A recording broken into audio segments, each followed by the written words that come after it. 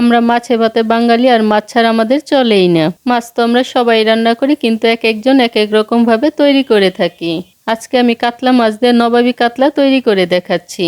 আমি কিভাবে ঘরোয়া উপকরণ দিয়ে নবাবী কাতলাটা তৈরি করি সেই রেসিপিটাই শেয়ার করছি। নবাবী কাতলা তৈরি করার জন্য এখানে আমি কিছু কাতলা মাছ লবণ আর লেবু দিয়ে ভালো করে মেখে 10 মিনিট রেখে দিয়েছিলাম। মাছগুলোকে 10 মিনিট রেখে দেওয়ার পর মাছগুলো আবারও আমি খুব ভালো করে জল দিয়ে ধুয়ে নিয়েছি। প্রথমে মাছটাকে ম্যারিনেট করে নিচ্ছি। তার জন্য দিয়ে দিচ্ছি আধা চা চামচ গোলমরিচের গুঁড়ো, আধা চা চামচ লবণ আর আধা চা চামচ শাহি গরম মশলার গুঁড়ো দিয়ে ভালো করে মেখে 10 মিনিটের জন্য রেখে দিব। এবার প্যানে পরিমাণ মতো সাদা তেল দিয়ে তেলটাকে গরম করে নিচ্ছি। তারপর ফোড়নের জন্য দিয়ে দিচ্ছি এলাচ, দারুচিনি আর তেজপাতা। ফোড়ন থেকে সুন্দর একটা ফ্লেভার বের হতে শুরু করেছে। এবার ম্যারিনেট করা মাছগুলো দিয়ে দিচ্ছি। এখন মাছগুলোকে আমি লালচে করে ভেজে নিচ্ছি। এভাবে ফোড়ন দিয়ে যদি মাছটাকে আপনি ভেজে নেন তাহলে মাছের ফ্লেভারটা আরও ভালো আসবে। জানি এই টিপসটা সবাই জানেন, কিন্তু যারা নতুন রাঁধুনি তাদের কাজে আসবে। মাছগুলো ভাজা হয়ে গিয়েছে, এবার তেল থেকে তুলে নিচ্ছি।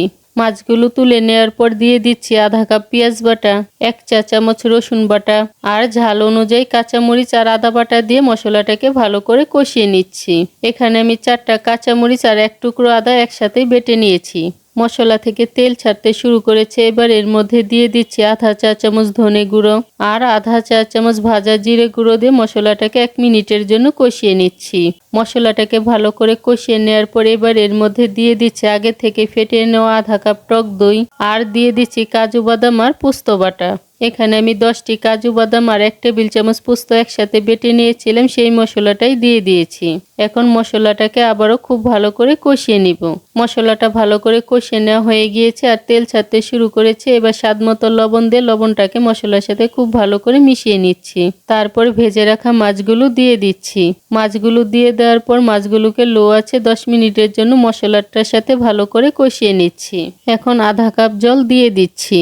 এখন আমি ঝোলের জন্য আধা কাপ জল দিচ্ছি, পরে আমি আধা কাপ দুধ এর মধ্যে দিয়ে দিব। এখন ঢাকনা দিয়ে 5 মিনিটের জন্য রেখে দিব। 5 মিনিট পর ঢাকনাটা তুলে নিব। তারপর মাছগুলোকে উল্টে আবারও 5 মিনিটের জন্য রেখে দিব। নবাবী এই কাতলা মাছটা রান্না করার সময় আপনাকে কিন্তু সময় নিয়ে এভাবে অল্প আঁচে ঢেকে ঢেকে রান্না করতে হবে। নবাবী কাতলা রান্না করছি আর নবাবী ভাব না থাকলে হয়। তার জন্য 1 কাপ দুধের মধ্যে কিছুটা কেশর মিশিয়ে রেখেছিলাম। এখন এই দুধের মিশ্রণটা এর মধ্যে দিয়ে দিচ্ছি। এখন দুধের সাথে মাছটাকে খুব ভালো করে মিশিয়ে নিব। তারপর হাই হিটে 5 মিনিট রান্না করে নিব।